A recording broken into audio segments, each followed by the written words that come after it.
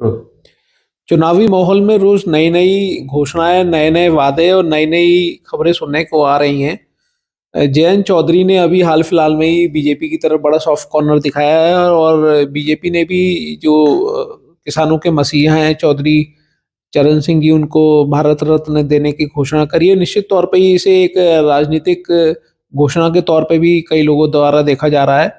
और क्योंकि चौधरी चरण सिंह किसान नेता थे, जाटों के एक बहुत ही सम्मानित नेता थे, तो हमारे साथ इस समय जाट नेता बलजीत सिंह गोलक हैं। हम उनसे बात करेंगे कि ये जो बीजेपी की घोषणा को कैसे देखते हैं।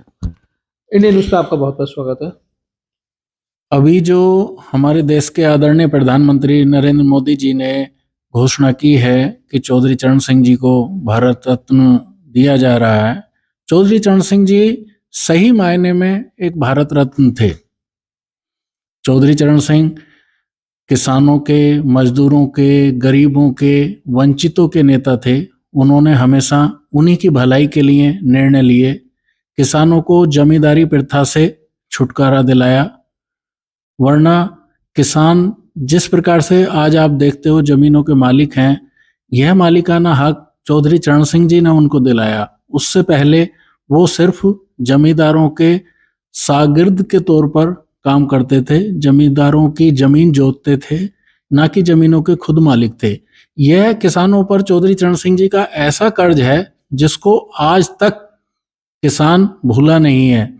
यही कारण है कि दिल्ली में 2 बार गुड़ बटा, 2 बार मिठाई बटी। एक बार तब बटी जब चौधरी चरण सिंह जी प्रधानमंत्री बने थे, और दूसरी बार अब बटी जब उनको भारत रत्न देने की घोषणा हमारी केंद्र सरकार ने की।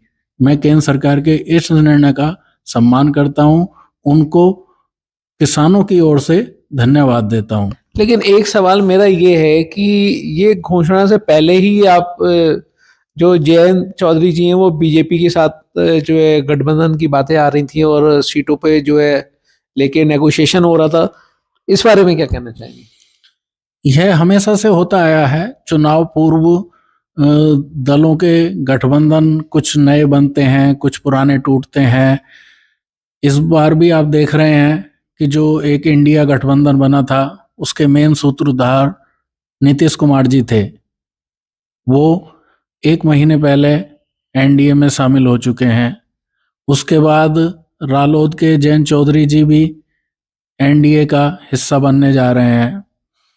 इंडिया के जो दूसरे घटक दल थे, ममता बनर्जी, उन्होंने मना कर दिया है, साफ साफ कह दिया है कि हम इंडिया गठबंधन से अलग होकर चुनाव लड़ेंगे, हम कांग्रेस के साथ सीट शेयरिंग नहीं करेंगे। अरविंद केजरीवाल जी भी ममता बनर्जी की ही भाषा बोल रहे हैं। उन्होंने भी स्पष्ट कर दिया है कि पंजाब में कांग्रेस के साथ वो किसी भी प्रकार का कोई गठबंधन नहीं कर रहे हैं। इन सभी बातों से यही पता चलता है कि नरेंद्र मोदी जी पुनः 2024 में एक मजबूत बहुमत के साथ सत्ता बनाने जा रहे हैं। और जब दूसरे दलों को भी सरकार बनती दिख रही है तो वो दल भी ज्यादा से ज्यादा संख्या में भाजपा के साथ जुड़ रहे हैं। आने वाले समय में आप देखेंगे और भी कुछ छोटे दल भाजपा नीत गठबंधन एनडीए में शामिल होंगे। लेकिन है वोटर्स किस तरफ जाता है, लोग अपने अपनी बातें रखते हैं। अभी जाट नेता जो थे हमारे साथ में, उनसे हमने बात करी। निश्चित तौर पे ही ये चुनाव है, कहीं भी कुछ भी जनता डिसीजन ले सकती है। अपने कैमरामैन विक्की चौधरी के साथ अनिरुद्ध अरोड़ा, इंडिया न्यूज़, मुरादाबाद।